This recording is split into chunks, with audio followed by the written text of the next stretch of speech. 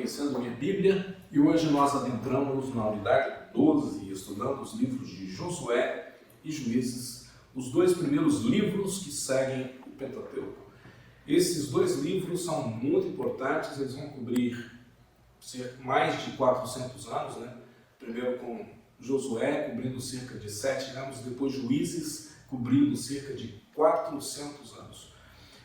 O que nós estamos vendo aqui é que Deus está trabalhando, né, e de alguma forma reduzindo a velocidade do relógio para dizer algo especial acerca de verdades específicas que Ele quer que nós absorvamos nas Escrituras, né?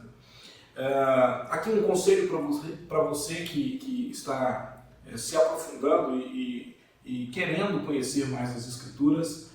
Primeiro, se você ainda não adquiriu, adquira uma Bíblia de estudos. Você pode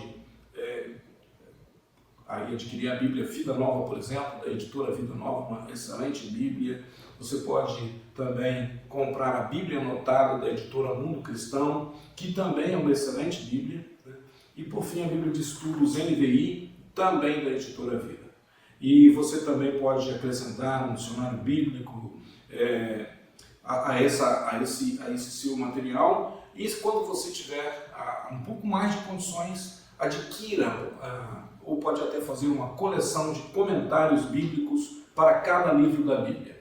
Não se preocupe muito com de qual editora você vai comprar, né? Simplesmente compre, eles vão te ajudar a estudar as Escrituras. É claro que em todos os livros escritos por homens tem coisas que vocês deverão filtrar, mas é sempre muito bom estudar as Escrituras. Nesse momento eu quero que você pegue ali no seu livro, você tem um excelente comentário na página 102, né, que é um comentário bíblico que vai poder te ajudar a compreender, por exemplo, o livro de Juízes, ok? Muito bem. Você verá nessa unidade que Josué é dividido em 3 seções básicas, né? Então você tem aqui a parte 1, a conquista da terra, depois a parte 2, divisão da terra, e depois a parte 3, os últimos anos de Josué. Então aqui estão as 3 principais partes, né?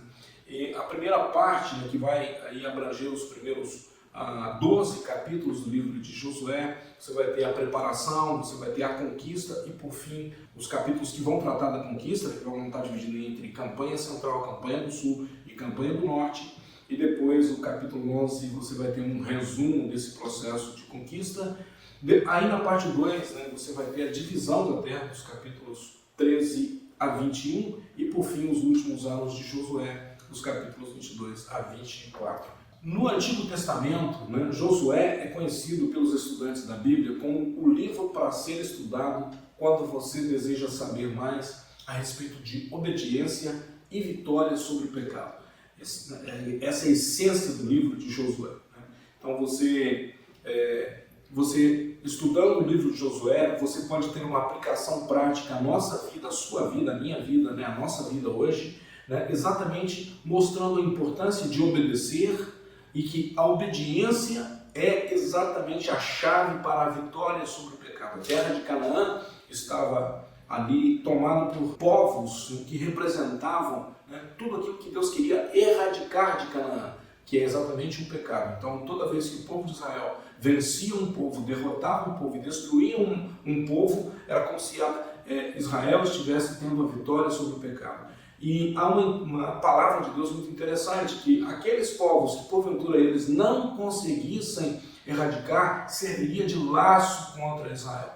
E isso é interessante, isso será muito bem visto no livro de Josué, né? Aliás, o livro dos Juízes, né? Não Josué, mas o livro dos Juízes, quando o povo vai ser enlaçado para as práticas, né, das tribos de cananeus que eles literalmente não erradicaram, que eles começaram a conviver junto com eles, e as práticas desses povos então serviram de laço para o povo de Israel. Agora, o que acontece no livro de Juízes pode ser resumido pelo versículo chave que está em Juízes 17:6, que diz assim: naquele tempo não havia rei em Israel, e cada um fazia o que bem queria. Então, abra sua Bíblia em Juízes 17, 6, né? Juízes 17, 6, e grife esse versículo, né? Então, naquele tempo, naqueles dias, aqui na minha versão, não havia rei em Israel, cada qual fazia o que parecia direito aos seus olhos, né? Ou seja, esse é um versículo que explica muito bem a situação do povo de Israel, né, no dia dos juízes. Então esse versículo é a chave para todo o livro e é também uma admoestação desagradável de que a sociedade que vive com esse princípio, ela está fadada à perdição, à ruína. Ou seja, quando cada um decide fazer o que bem entende, sem governo, né, isso é uma ruína para essa sociedade. Será que há alguma coisa que nós podemos muito bem pensar nos nossos dias em que cada um aqui na sociedade ocidental, especialmente hoje, acha que tem uma resposta e que pode viver sem governo, de forma desgovernada, fazendo o que bem entende aos seus próprios olhos? Sabe, meus irmãos, isso a Bíblia já nos admoesta há muitos anos, né? Então, Deus ele estabeleceu leis, princípios, né? E que uma sociedade inteira, uma nação inteira estará em sérios problemas quando ela começar a quebrar esses princípios, começar a quebrar essas leis. Então, considere o contraste entre esses dois livros. Josué nos conta a entrada na terra e a intimidade do povo com Deus. Então, quando Josué está sendo escrito, está nos relatando a entrada do povo na terra prometida e a sua intimidade com Deus, né? E já Juízes relata o afastamento gradativo do povo da vontade de Deus, né? Então esses dois livros podem nos servir para elaborarmos um estudo de grande impacto a respeito desse contraste. Então o contraste de Josué, quando o povo está entrando na terra prometida e tendo intimidade com Deus, e Juízes, quando o povo está afastando-se gradativamente do Senhor e sofrendo muito por causa desse afastamento de Deus. Então aqui um texto que está em Salmos capítulo 103, versículos 33 a 40, né, falando sobre esse processo. Então eles fizeram com que Moisés ficasse tão irritado que ele disse coisas que não devia. Eles não mataram os pagãos como o Senhor tinha mandado, mas casaram com aquela gente e imitaram os seus costumes pagãos. O povo de Deus adorou ídolos e por causa disso foi destruído. Eles ofereceram seus próprios filhos e filhas como sacrifício a deuses pagãos, mataram aquelas criaturas inocentes, os seus próprios filhos e filhas, como sacrifício aos ídolos de Canaã. E o país se tornou impuro por causa desse sangue. Fazendo essas coisas, eles se corromperam, foram infiéis a Deus. Então o Senhor ficou irado com o seu povo e ficou muito aborrecido com eles. Então nessa primeira parte estamos vendo um resumo do livro de Josué e de Juízes. Agora, continuando a partir da página 17, da página 97, veja aí o esboço, né, para o livro aqui nós temos o esboço para o livro de Josué, que eu já mais ou menos relatei esse esboço para vocês, né? Então, como já vimos, ele está dividido em 3 partes, né? E aí, especialmente a parte 1 está subdividida em preparação e conquista, e as campanhas da conquista. Em Êxodo, meus irmãos, aqui uma fala de como nós estamos vendo uma progressão dos fatos, né? Então, em Êxodo, nós temos registrado como Deus levou o seu povo para fora da terra da escravidão, enquanto Josué nos conta como o Senhor levou o seu povo para dentro da terra de bênçãos, né? Em Deuteronômio 6:23, Moisés resume esses 2 livros da seguinte forma: e Deus nos tirou do Egito para nos trazer até aqui e nos dar essa terra, como havia jurado aos nossos antepassados. Então, e a outra coisa que é interessante a gente perceber nesses 2 livros primeiro, como Deus separou as águas que estavam diante de Israel quando eles deixaram o Egito, e também como Deus separou as águas antes deles entrarem na terra prometida.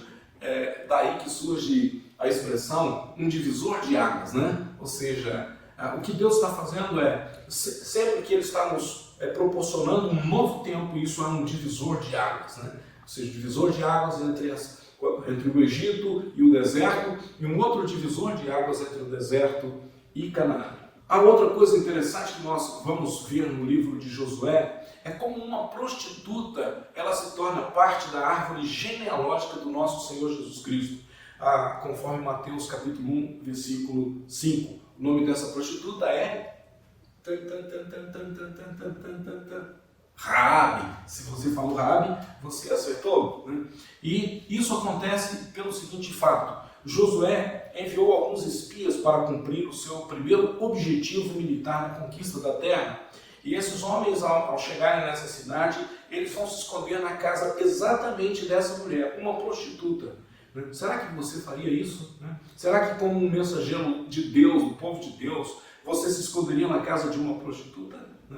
Mas veja bem, minha gente, ao entrar na casa dessa mulher, esses homens eles compartilharam com ela o conhecimento de Jeová. E por causa desse conhecimento, essa mulher se tornou seguidora do Deus eterno. Ela de fato faz uma aliança, ela já havia ouvido falar, assim como toda Jericó, da fama do povo de Israel, e por causa desse acolhimento que ela dá a esses homens, e por causa do recebimento dela, não só dos homens, dos espias, mas do Senhor em sua vida, essa mulher se torna uma mulher especial. Sabe, eu quero incentivar você a dar valor a qualquer pessoa, ainda que essa pessoa aparentemente seja um caso perdido. Deus amou o mundo todo, não importa quem essa pessoa seja. Se você dá valor a todas as pessoas, você vai gastar algum tempo para falar a respeito de Cristo, seja para quem for, ainda que essa pessoa aparentemente seja indigna para você de ouvir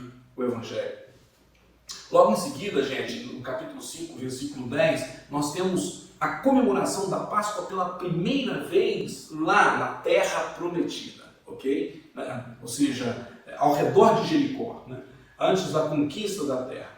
Você pode imaginar o significado dessa ocasião tão importante? Esse povo veio comemorando a libertação do Egito e agora eles vão comemorar pela primeira vez a libertação da escravidão do Egito, exatamente na terra que o Senhor havia prometido que daria a eles. Muito bem, minha gente. A outra coisa que nós podemos aprender aí no livro de Josué, exatamente nessas primeiras partes, é exatamente como esse povo, eles vão ter um livramento tremendo da parte de Deus, ou seja, quando eles conquistam Jericó. Aliás, não um livramento, mas uma conquista extraordinária.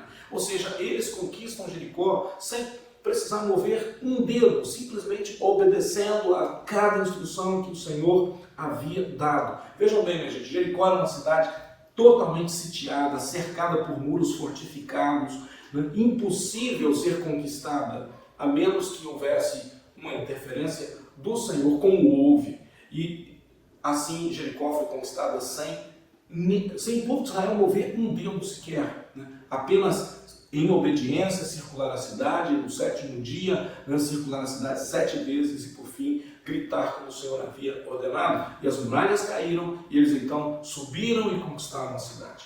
Agora veja bem, eles vão para uma segunda batalha contra uma cidade pequenininha, uma cidade aparentemente insignificante. E eles então confiaram em si, ou seja, se Jericó foi tão fácil, imagine, mas isso os levou a uma derrota terrível.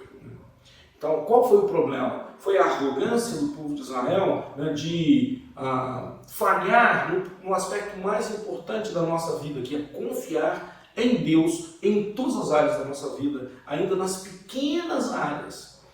Será que isso te faz lembrar de alguém? Talvez alguém que carrega a sua identidade, que carrega o seu dinheiro. Por que isso acontece tantas vezes, meus irmãos? Confiamos em Deus para coisas tão grandes, e coisas pequenas nós deixamos Deus de fora.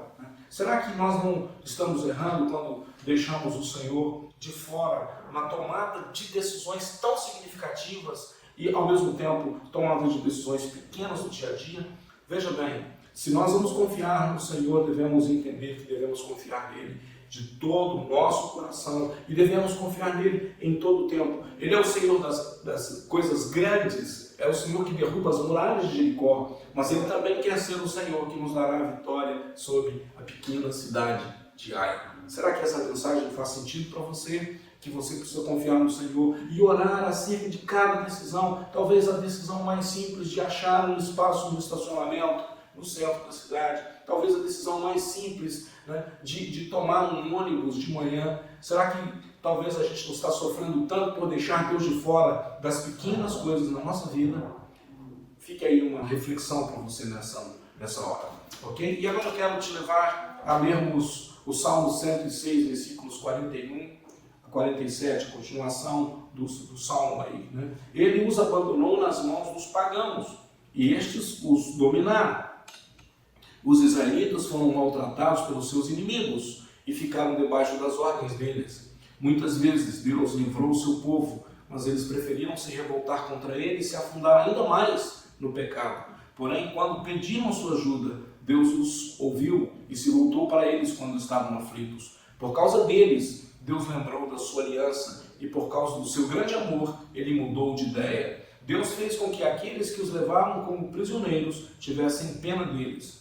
Ó Senhor nosso Deus, liberta-nos, tira-nos do meio dos pagãos e leva-nos de volta para a nossa terra. Assim nós te daremos graças e com prazer te louvaremos, ó Santo Deus. Que seja essa a nossa oração hoje, que o Senhor nos liberte do jugo de todo pecado. Os pagãos aqui representam o pecado. Que o Senhor nos liberte do jugo de todo pecado, da escravidão de todo pecado, de toda maldição que acompanha o pecado, para que livres possamos dar graças e com prazer louvarmos o Santo Deus. Que seja essa mensagem que fique no seu coração nesse dia tão especial. Que o Senhor te abençoe rica e abundantemente.